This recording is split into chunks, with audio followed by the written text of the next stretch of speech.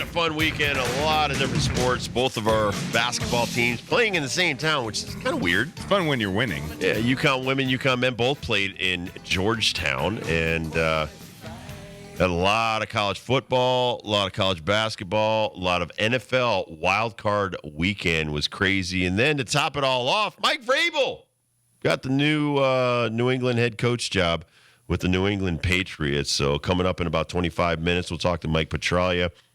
He covered all their Super Bowls for 20 years, covered 3 of them that were won by Mike Vrabel. Mike Vrabel's a young dude, 49 years old, just went into the Patriots Hall of Fame last year, got a red jacket, should have got the job maybe before you hired Gerard Mayo and then fired him after one season. I think that's awful to do to somebody.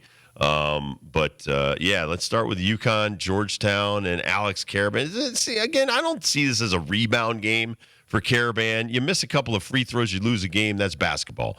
People want to harp on, one bad game or one bad, 30 seconds at the foul line. But Alex Karaban, he's been fantastic all season.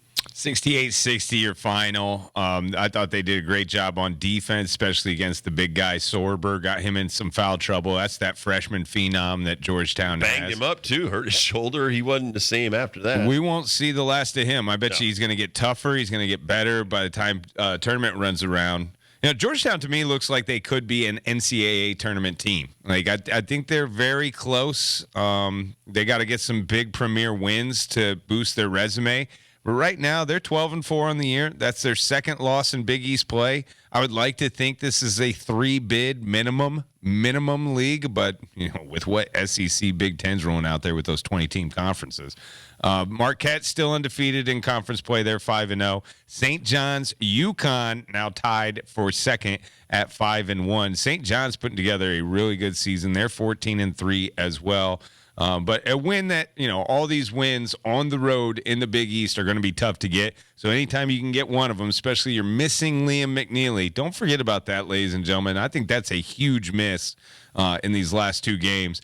Barely lost to Villanova, beat Georgetown, both those games on the road. I think it was a successful weekend for UConn getting that win. Yeah, and won 9 out of 10 games since the 3 losses in Maui. It's a totally different team. And like you said, there's no Liam McNeely, and so you're getting some more time off the bench from him. But Ed Cooley coached teams hate UConn.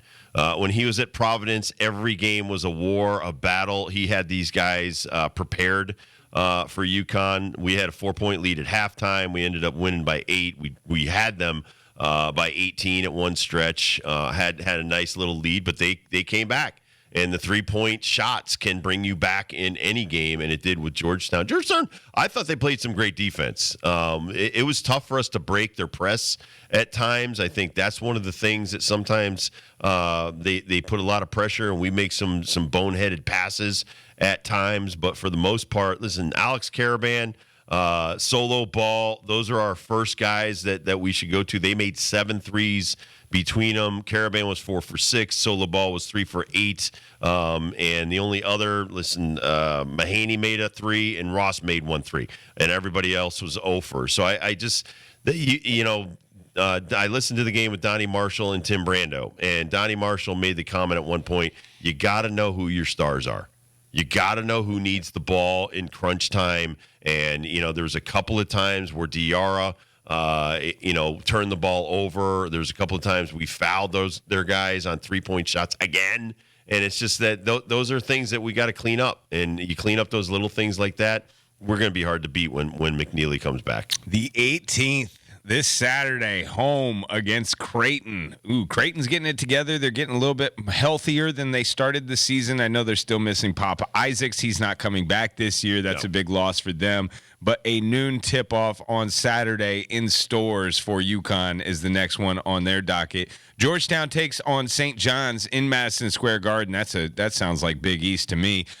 St. John's before that will have to match up with Villanova in a little midweek affair. That will be a good one to watch for you Big East fans, as St. John's the number 2 and Villanova the number 4.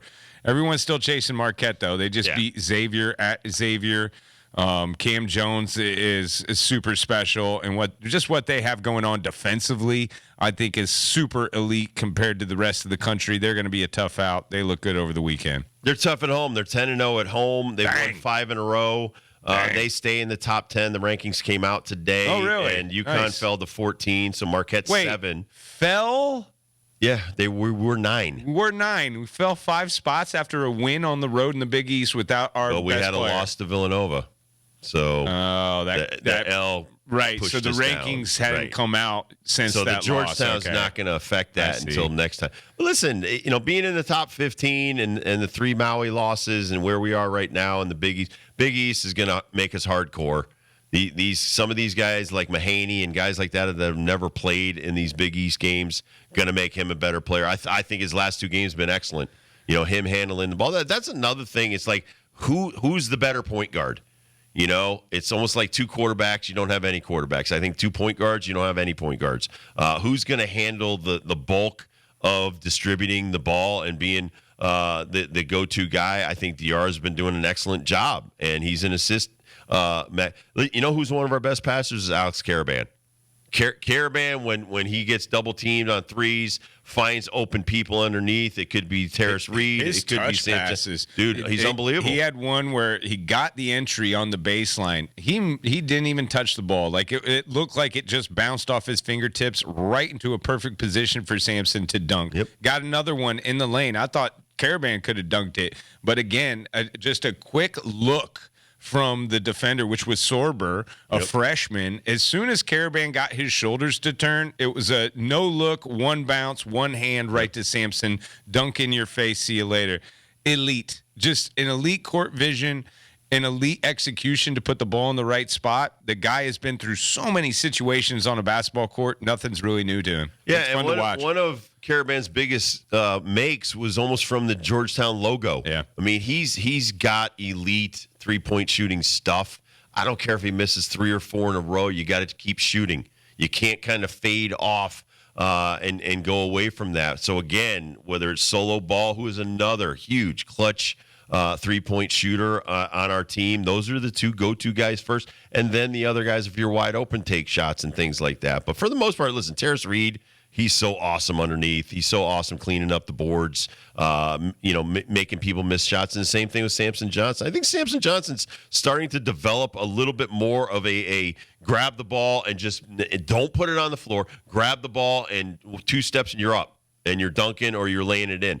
He is so hard to stop when he does that once he's in the paint. I figure out the rankings now that you told me this, and I'm just looking at it makes sense with the 4 losses. They're the highest ranked team with 4 losses. Yes. So I get that. And usually I say rankings don't put points on the scoreboard. Rankings don't mean anything to me. But when it comes to college sports and you're basically a popularity contest when it comes down to Selection Sunday, like rankings do matter. And our conference right now has Marquette at 7.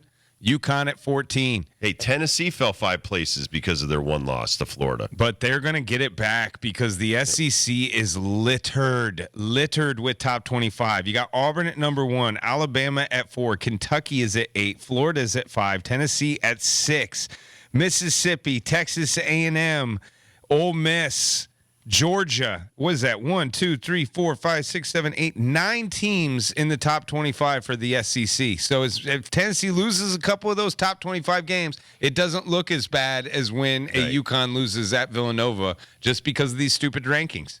But that's the conferences, man. They set up a power conference. That is a monster basketball conference now. Yeah. Big East not looking that great as far as rankings right now. We got only 2 in the top 25. Marquette and UConn. Marquette and UConn. But I can't wait to get Liam back. I think this team's going to be so dynamite with him. Without him, they have done so good, and I think a lot of people have gained so much experience in minutes and kind of know where everybody's fit is. Like, everybody's still figuring out their role, still figuring out the time of the game that they come in, the time of the game or the type of the game, depending on who they're playing or where they fit in the offense. I think a lot of that stuff doesn't get figured out until halfway through the season or maybe even a little bit more. I thought we did great against Thomas Sorber, the freshman. He'd been averaging about 15 points a game, and he did have 10 rebounds. He averages about 7, I think, or 9 rebounds, somewhere around there. But he had 4 block shots. He's from New Jersey. I don't know how this kid slipped through our fingers to go south instead of north, but Thomas Sorber is a gamer. This kid's really good. I'll give you one guess. Money. But Ed Cooley had a little bit more money than we did. So, again, listen, we got Terrace Reed. I'd rather have Terrace Reed right now than possibly Thomas Sorber. Like you said, could be one and done. Should be. Yeah, he should be. Uconn women, what I see, that they went up a ranking. Oh, okay, they're 6th now. They were 7th according to AP Top 25. They leapfrogged Texas, who lost to South Carolina and got smoked by South Carolina, but who doesn't. UCLA, 16-0. Women did not play, by the way. They had to postpone their game because of the fires. Northwestern was supposed to come there, so they had the weekend off, but they are still top of the pile when it comes to women's basketball rankings right now. Some big games on the horizon, though, for Uconn women as soon as they get off this. Whereas the competition tour in the Big East, we got Tennessee, we got South Carolina. Still a little bit of a ways away. February. Once February comes around, we'll see some good women's basketball. Until then, 20-point blowouts on the full court press. South Carolina, man, those women are tough. Pow Pow. Remember Pow Pow? Mm-hmm. She's back. She's awesome. Do you remember TV Pow? TV Pow. That's when you used to call up Channel 20 and yell "pow" into your phone, and then they would hit the thing, and it was like almost a video game. Really? No, I did not. I wonder if anybody out there remembers this. TV Pow. I was TV thinking, Pow on Channel 20 WCTX. I was thinking Adam West of Batman and that TV Pow. And you got no. Yeah. Kapow. Right. Whammo. I'm surprised that South Carolina doesn't use like pow, pow for pow, pow. You know, like Batman. You guys get it. Yeah. I get it. You guys get it. Cartoons, yeah. I love cartoons. I am a cartoon. I'm not real. What do you think of this Hannah Hidalgo? I love Notre Dame. I love her. I wish she the best women's player this year? With Paige being hurt? No, Juju Watkins. I mean, for me, it's been, dude. I love Moreau and Floget from LSU. Right. Watch them tonight. They're fantastic. Hidalgo to me just has that stone cold, no prisoners look when she hits the three. And like, gosh, she was killing us when she was hitting threes against us. Like, oh gosh, this girl is just too damn good.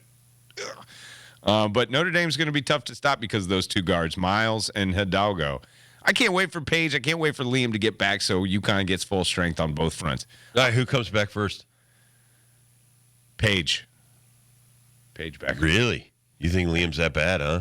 No, I think Liam will get held out more because of the NBA draft situation. They will make sure he is 100%. And I'm not saying they're not doing that because of Paige. I don't think they're going to have a choice. I think Paige is going to tell them. I think Paige is like, oh, maybe we should hold you out for another week. No, you're not. I'm back. I see Juju Watkins doing this. I see Moreau getting 20 games. But Paige hurt her ankle and her knee. I think the knee's not as bad as the ankle. I thought She walked off on her own. Yeah, but man, it's probably scary to her since she's been through the knee surgery and stuff. So for sure. Sprained knees I are just weird. feel so bad. I mean, you go back to Shea Ralph. I mean, we've had some women here at UConn that have gone through 1, 2, maybe even 3 different knee surgeries or health issues and things like that. AZ, Fudd, and Paige have been through their own share of stuff so far since they've been at UConn. You better believe Sucks. it, man. Does suck. It sucks. The way it is, though. What's this other NCAA GMs? We got new GMs being hired again? No, that's a short for games, Dibs. Oh, it's for games? GMs. I wish there was a GM getting hired for other schools that we could report on, but no, those are just some other games that happen. There were some games, man. There were some really good games in college basketball all weekend long. Top 25 games. I watched a bunch of different stuff. You mentioned Tennessee, Texas. The Auburn kid got hurt, by the way. Auburn, South Carolina, great game. South Carolina, bottom of the SEC, right? Auburn, top of the SEC. I just told you there's 9 teams in the SEC that are ranked. 66-63, Auburn snuck out a victory there. That's how good the conference is right now. Iowa State. Watch out for Iowa State. They score in bunches, man. You could be down or you could be up on Iowa State by 10. I think Texas Tech was. And then, boom, all of a sudden you're down 4. 85-84, overtime thriller. Iowa State wins. This Johnny Broom, one of the best players in the country, had to be carried off the court. Yeah. What a great kid. So they do a prayer after the game. They carried him back out to the court so that he could be a part of the team prayer. This is what I'm talking about, representing and being with your mates. So we don't that's know a how Bruce bad, Pearl program, man. and we don't know how bad the knee injury is, but what a kid. What a kid. Yeah, he's going to be good. And Pearl knew, he's got a special kid on his hands. Yep. And yeah, I think he's going to be back, right? Like, I don't think he's from Plant City, Florida, strawberry capital of the world. Yeah, your second home. Your second home. That's a rough place, man. Now, one of the other games that happened, and I know we don't like bringing this guy up around here, but he did do something no other freshman. Oh, no, Cooper Flagg was fantastic over the 42 points in the ACC as a freshman is a record 86-78. Not a dominating game, but they survived and held out against Notre Dame. I think Duke is so beatable. I really wish that UConn and Duke would match up just for a Cooper Flagg versus Liam versus Caravan situation.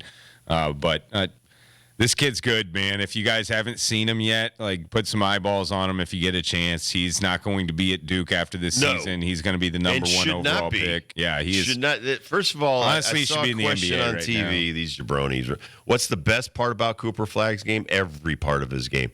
I watched this kid. He's great on defense. He's great on offense. He can jump out of the gym. He shoot threes all day. I mean, there's no weakness to this guy's game at all. Was he 18, 19? Just turned. I think he just turned 18.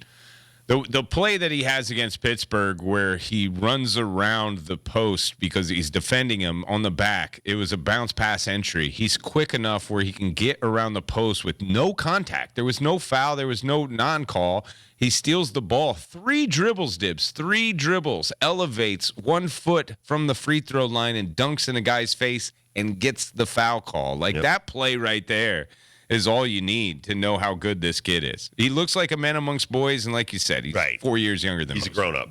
He's a grown-up already. All right, we'll take a quick break. We'll come back. Mike Petraglia joined us earlier. We had a great conversation about Mike Vrabel, the new Patriots head coach. He covered him as a player and has covered him as a coach. So Mike Petraglia from CLNS Media next.